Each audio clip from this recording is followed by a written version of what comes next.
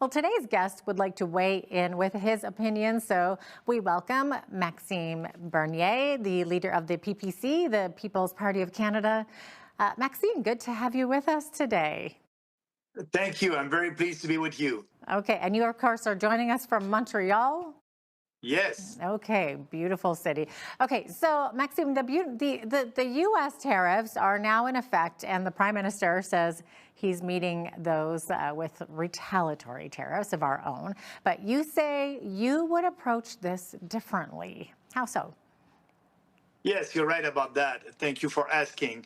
Actually, the tariffs that Trump did impose, it didn't impose on us, on Canadian consumers. It did impose that on American businesses and American consumers. What Trump is doing is imposing 25% tariffs on goods coming from Canada, goods that Americans import from Canada.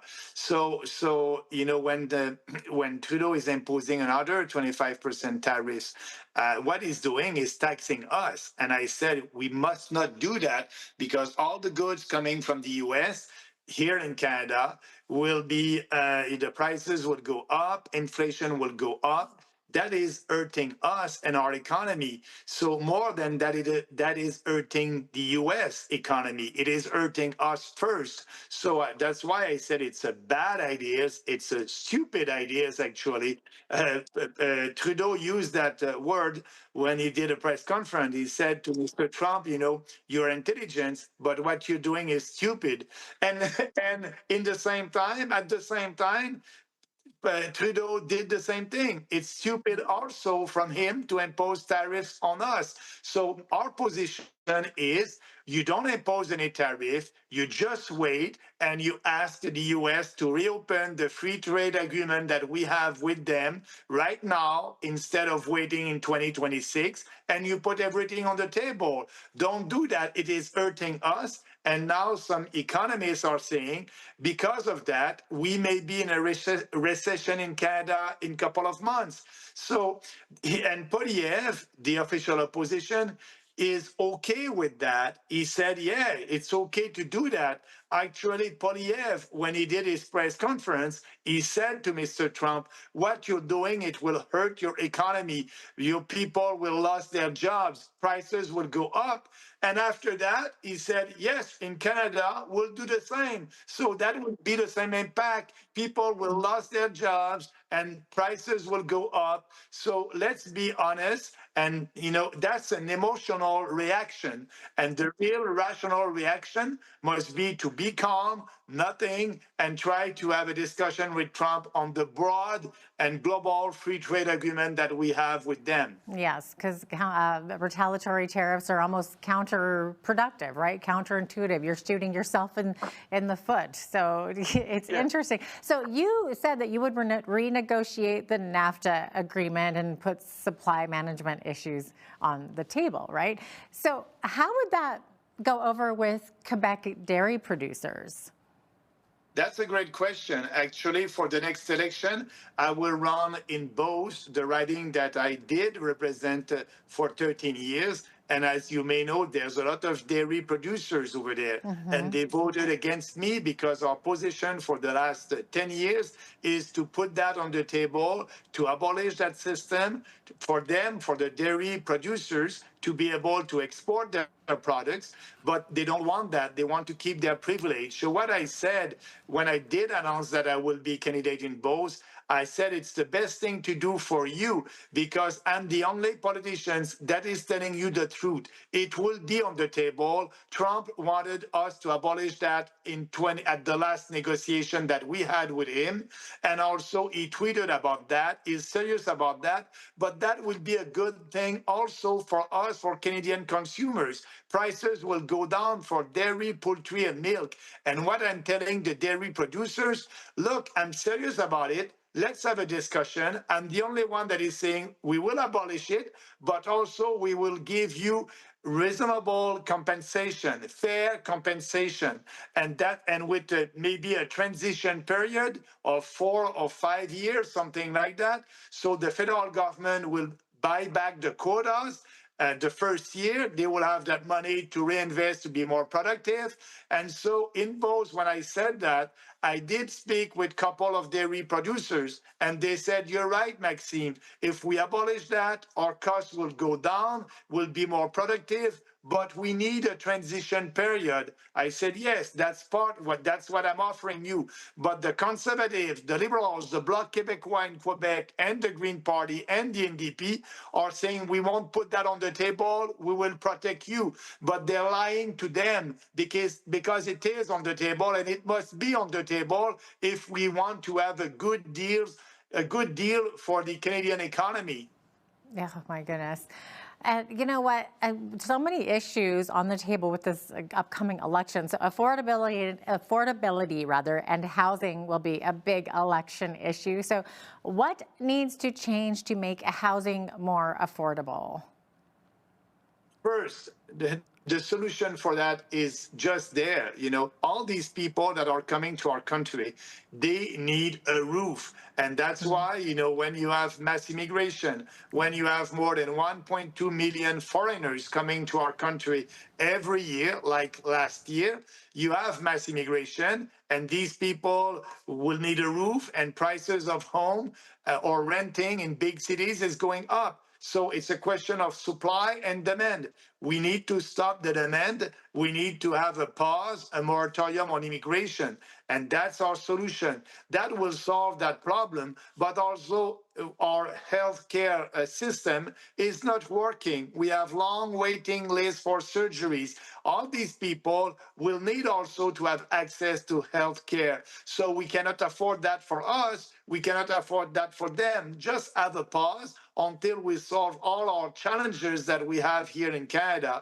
So that's our solution. But also, for inflation in Canada, the way to stop inflation is to be sure to balance the budget. No more deficit, because if you have a deficit, the deficits of today are the taxes of tomorrow and the inflation of tomorrow. We are paying now the inflation tax with all the money that we did spend during the COVID hysteria, with all these huge deficits. Now we are paying the inflation tax. Actually, as you know, the inflation in Canada must be around 5%. So we need to stop that. Our solution is ending mass immigration, and also at the same time having, a balanced budget. And like that, we'll be able to lower taxes to every Canadian after having our budget balanced. So that is the solution. You were mentioning there a couple of minutes ago that your party would put a moratorium on immigration. Would you also deport illegal immigrants, much the way that Donald Trump just did in the U.S.? Is that what you're talking about? Absolutely, Yeah, yes. and then tighten selection process, right, for immigrants coming in? Yes. So what is an illegal in Canada? Is a person that came here under a permit, like a student, international students, and after that, when you have your diploma, usually you go back to your country. That was that before, but now they want to stay here and work here. We don't have jobs for Canadians, so they cannot stay here. They don't have a permit anymore. That's why they're illegals, and they must go back. And yes, our goal is to deport the illegals. Same thing for a temporary foreign workers that is here temporary to help and to work, but after their permit is expired, that person must leave the country, and they are not leaving the country. So let's deport them. We need to put all the resources that we have in the Department of Citizenship and Immigration Canada to select immigrants, changing their job to be sure that they will find these illegals, because we don't know the number in Canada, how many illegals we have. The federal government is saying it's between 25,000 to 500,000. So let's put the resources there to find them and deport them. I think it will be great for the country, for Canadians, and that's why I'm saying to Canadians, we are putting our country first and Canadian first. And so let's work for our people and not foreigners who wants to come here, and we will have to pay for them. They won't have a job. So I think it's more and more popular. People understand that mass immigration is having a huge impact on our standard of living because we have a lot of people who are coming to our country. The economy is growing, but not as fast as the number of people. So the GDP per capita is going down. So we are poorer. Our standard of living is going down because of mass immigration. Okay. Now, Maxime, I believe that in the last federal election, your party, the PPC, got around 5% of the vote. And there might be concerns from conservative-leaning Canadians who wonder if a vote for the PPC will split the conservative vote and potentially allow a Liberal or NDP victory in some tight ridings. So would the PPC consider dropping candidates from tight races to prevent that from happening?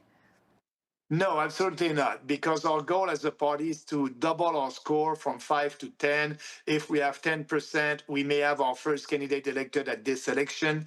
And that being said, about splitting the vote, if you split something, if you have an apple and you split an apple, you have two pieces of an apple.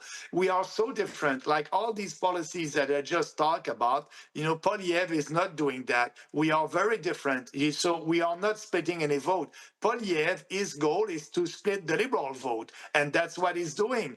And so I'm telling Canadians, Polyev right now is in the opposition, but with some survey, he is a little bit more popular than Carney.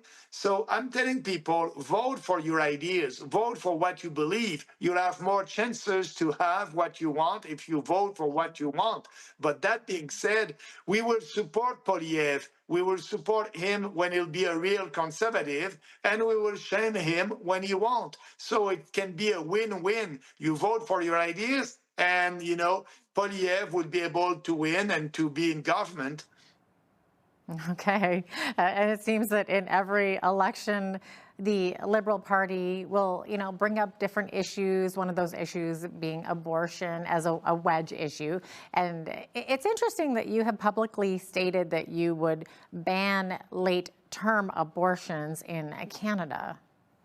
Absolutely. We have a policy on that. People can go on our website, peoplespartyofcanada.ca, 2 pages on abortion. We are the only party, if you're pro-life, the conservative won't do anything for you. We want to reopen the debate. Yes, we want to reopen the debate in Parliament. And yes, we will table legislation to be sure that late-term abortion is a murder. We need to stop that. And yes, it is happening in our country. We want our country, Canada, to be part of the civilized countries across the world, like in Europe, like in every country. They have a legislation on abortion. And we need to reopen that debate, and it will be a free vote for everybody. And I can tell you that we have candidates that are running for us who are pro-life, and some are pro-choice. And I'm okay with that. I said, let's open the debate. We will table a legislation. We will have a national discussion about it. And actually, 65% of Canadians are saying, we must be sure to have a legislation that will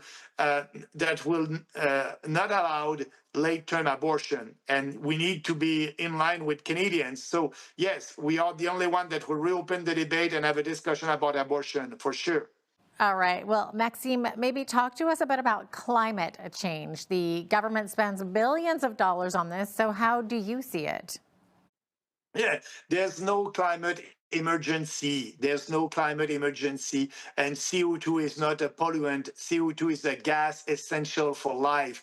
But the conservative and the liberals, Polyev and Carney and Trudeau, they think that there's a climate emergency. They want to do everything to achieve the Paris Accord targets. Yes, Polyev and Carney won't impose a carbon tax, but they will impose more regulations on businesses to fight climate change, or another kind of tax. For us, we will withdraw from the Paris Accord. You won't have any carbon tax. You won't have any taxes to fight climate change because there's no climate emergency. So it's a very different position than Polyev and the Liberals. And they want to take our money and give that to the green industry and to have a goal at a net zero emission in 2030. We won't do that. We won't give any subsidize to big businesses and to the green industry. We will bring that money home. We will bring that money for Canadians by lowering taxes. So that's our policy on